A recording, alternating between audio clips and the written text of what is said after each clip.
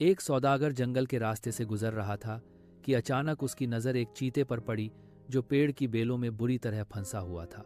चीता रोती हुई आवाज में बोला, ए इंसान, मेरी मदद करो, मैं तुम्हारा यह एहसान कभी नहीं भूलूंगा। सौदागर को उस पर तरस आ गया।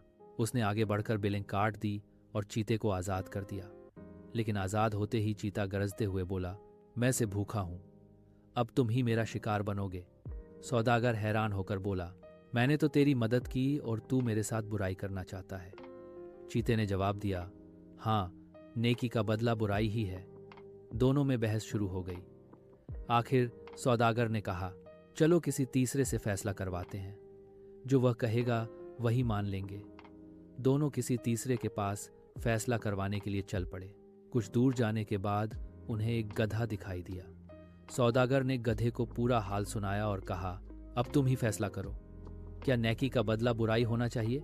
गधा दुखी होकर बोला, जब मैं जवान था और अपने मालिक के लिए बोझ उठाता था तो वह मेरा बहुत ख्याल रखता था, लेकिन अब जब मैं बूढ़ा हो गया हूं और काम नहीं कर सकता, उसने मुझे घर से निकाल दिया। इसीलिए मैं तो यही कहूंगा कि नेकी का बदला बुराई ही है। यह सुनकर चीता खुशी से बोला, फैसला हो गया, अब मैं तुम्हें खा जाऊंगा। व्यापारी घबरा कर बोला, एक और फैसला करवा लेते हैं, फिर जो वो कहेगा वही मानेंगे। चीते ने बात मान ली और वे दोनों आगे चल पड़े। थोड़ी दूर जाकर उन्हें एक गाय मिली।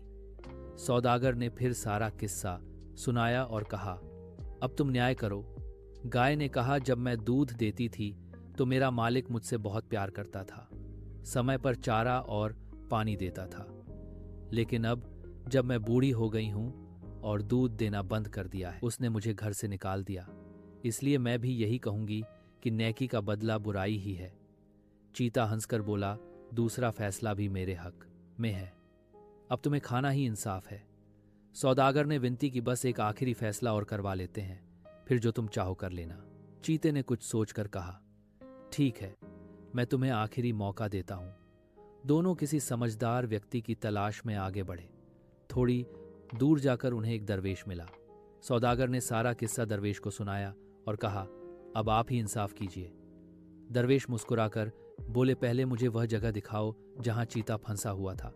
जब वे दोनों दरवेश को उसी जगह पर ले गए तो दरवेश ने नरमी से कहा, अब इस चीते को फिर से वैसे ही बेलों में बांध दो जैसे वह पहले बंधा हुआ था, ताकि मैं अपनी आंखों से सब कुछ देख सकूं।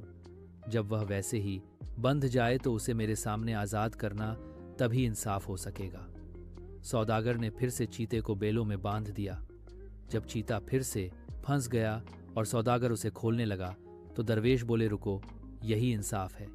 यह खुद कहता है कि नेकी का बदला बुराई है, तो अब यह भलाई के लायक नहीं, इसे यहीं रहने दो। यह सुनकर सौदागर को दरवेश की अक्लमंदी का एहसास हुआ। उसने उनका शुक्रिया अदा किया और चैन के साथ अपने रास्ते चला गया। चीता बेलों में फंसा रह गया और देर तक सोचता रहा कि शायद नेकी का बदला बुराई नहीं, बल्कि बुराई का बदला बुराई होती है।